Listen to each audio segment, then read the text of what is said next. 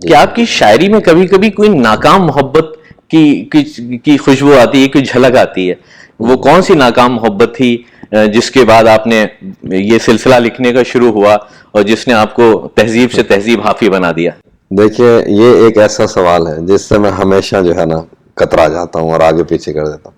میں یہ سمجھتا ہوں کہ جو شیو کمار بٹالوی سے کس سے پوچھا تھا اسی طرح کا کوئی سوال کہ آپ کو کوئی ناکام محبت, تو اس نے یہ کہا کہ شاعروں کو تو سب سے زیادہ محبت ملتی ہے. شیو کمار بٹالوی صاحب کی لائن ہے کہ ہزاروں عورتیں زندگی میں آئیں, ان کو سویکار ہی نہیں کیا.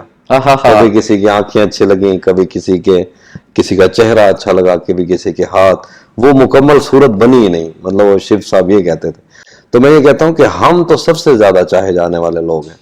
مطلب مجھے جتنی محبت ملتی ہوگی شاید دنیا میں کسی کو ملتی ہو, لیکن وہ جو ہم شاعری میں ایک تصویر لے کے پھر رہے ہوتے ہیں, ایک شاعر کا جو آئیڈیل ایک محبوب ہوتا ہے, وہ ایک تو ملتا نہیں, اور شاعر چاہتا بھی نہیں ہے کہ اس سے کوئی ملتا جلتا اس کو مل جائے, کیونکہ وہ سارے سفر رک جاتے ہیں. تو ہمارا ہی کوئی اندیکھا کوئی بت ہے, اس سے مماثلت رکھنے والا جب کوئی ملتا جلتا ہے تو ہم اس کی طرف ذرا اٹریکٹ ہوتے ہیں. ناکام محبتیں شاعروں کو میں پہلے کہا زیادہ محبتیں ہوتی ہیں, تو میرے خیال سے ساری ناکام محبتیں ہوتی ہیں, لیکن کوئی ایک ایسا بندہ آتا ہے. میں یہ کہتا ہوں کہ شاعر ایک ایسا آدمی ہوتا ہے جو سوسائٹی کا سب سے زیادہ چاہے جانا والا بندہ ہوتا ہے. تو اس کو وہ میں نے شعر بھی کہا تھا نا کہ ہم نے جس سے محبت کا سوچا وہ خود بھی یہی چاہتا تھا. تو ہم جس کی طرف دیکھتے ہیں وہ آگے سے خود بھی یہی چاہ رہا تھا, تو ہم ٹھکرائے جانے سے ڈرتے ہیں.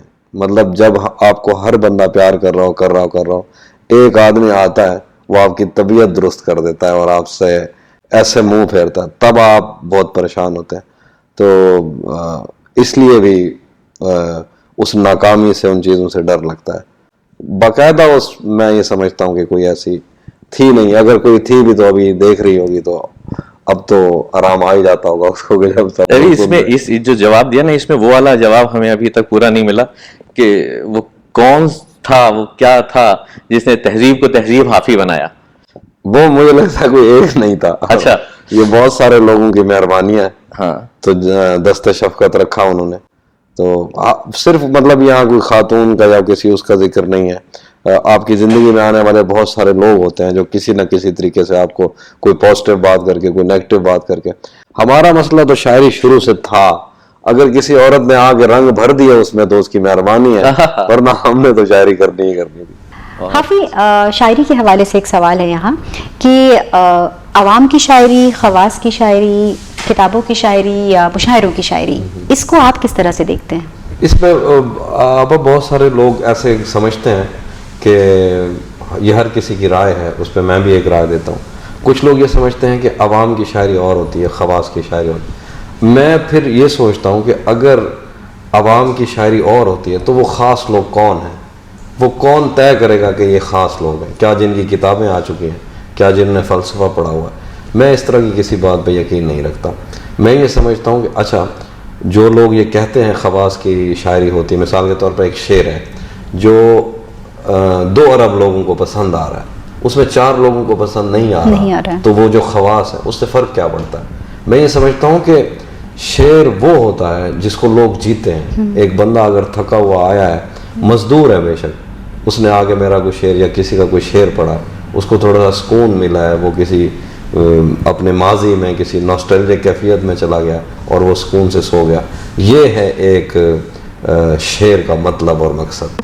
میں تو شروع سے شعر کی مقصدیت کے خلاف ہوں نا, میں یہ خلاف تو نہیں ہوں, لیکن میں یہ کہتا ہوں کہ شاعری باقاعدہ طور پر آپ انقلاب کے لیے, وہ ہم اس کو 1-2 اس کے نا اسکول آف تھاٹس ہیں, تو ہم جو ہیں وہ جالب والے اور اس سلسلے سے آزاد ہیں. ہم یہ چاہتے ہیں کہ اگر آپ نے محبت کے اندر, شاعری کے اندر احتجاج بھی کرنا ہے نا, تو وہ احتجاج محبت سے بھی ہو سکتا ہے.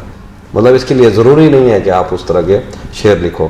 تو میں کبھی خواص کو مد نظر رکھتے ہوئے شعر نہیں کہتا, میں کبھی عوام کے لیے شعر نہیں کہتا, میں اپنے لیے شعر کہتا ہوں اور اپنے دوستوں کے لیے شعر کہتا ہوں. اور مشاعرے کی اور کتاب کی شاعری میں بھی مجھے اس لیے تھوڑا سا فرق ہوتا ہے. مشاعرے کے لیے لوگ تیار بیٹھے ہوتے ہیں کہ ان کو ایک ہی شعر ایک ہی لمحے میں سمجھ آ جائے. اس میں اگر یک پڑتی شعر ہوگا جس کے ایک ہی معنی نکلیں گے, وہ ان کو زیادہ اچھا لگے گا کیونکہ وہاں کریں گے تو ان کے پاس سوچنے کے لیے ٹائم نہیں, دوسرا شعر آ جاتا ہے, تو تھوڑا سا جلدی والا معاملہ ہوتا ہے. ہاں ایسی غزلیں ہو سکتی ہیں جو آپ مشاعرے میں بھی پڑھیں, ان کو داد ملے, اور کتاب میں بھی ہو. مثال کے طور پر جیسے کل میں نے ایک شعر غزل پڑھی, مسلسل وار کرنے پر بھی ذرا بھر نہیں ٹوٹا, میں پتھر ہو گیا پھر بھی تیرا خنجر نہیں ٹوٹا.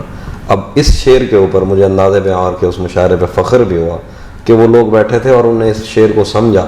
مطلب اپنی تعریف کی بات نہیں ہے, شعر کا تو ہمیں پتہ لگتا ہے. اس میں شعر تھا کہ تیرے ٹکڑے میری کھڑکی کے شیشوں سے زیادہ ہیں, خدا کا شکر ہے کہ تو میرے اندر نہیں ٹوٹا. اور میری جتنی شاعری میں نے پڑھی اس میں سب سے زیادہ شعر اس داد اس شعر پہ ملے ہیں. اور کچھ ایسے شعر بھی تھے جو عام تھے. اس شعر کو پھر سے پڑھیں اس شعر کو. تیرے ٹکڑے میری کھڑکی کے شیشوں سے زیادہ ہیں, خدا کا شکر ہے کہ تو میرے اندر نہیں ٹوٹا. تو یہ میں کہتا ہوں کہ یہ تربیت ہے جو آپ لوگ کر رہے ہیں, اندازے بیان کر رہے ہیں, یا کوئی بھی ایسے لوگ جو باقاعدہ اس سے جڑے مشاعرے کرواتے ہیں, آپ لوگوں نے ان کی اتنی تربیت کر دی ہے کہ اب وہ شعر پہ داد دیتے ہیں. مطلب اب بہت سارے ایسے شاعر ہوتے ہیں, کئی دفعہ شعر ماٹھا ہوتا ہے تو اس پہ لوگ داد نہیں دیتے. تو یہ آہستہ آہستہ تربیت ہوتی جاتی ہے. اگر ایسے ہی اچھے سننے والے موجود رہے تو پھر کتاب کی اور مشاعرے کی شاعری میں جو تھوڑا بہت فرق ہے وہ بھی نہیں رہے گا.